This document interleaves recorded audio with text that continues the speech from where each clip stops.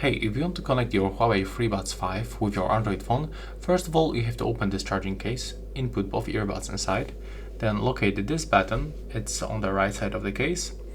Then you have to click and hold it and wait until this indicator starts blinking, just like this. Now release this button and put this case opened close to your phone. And next we just have to go to the Bluetooth settings on our device, select to pair new device. And now from the available devices list, you will have to select the FreeBuds 5 from Huawei. So just wait until they appears on the list. And there we go. So click on them once, accept the pairing.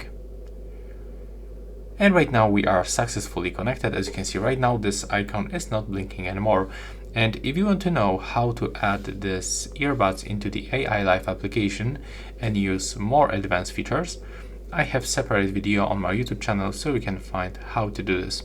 And that's all. Bye bye.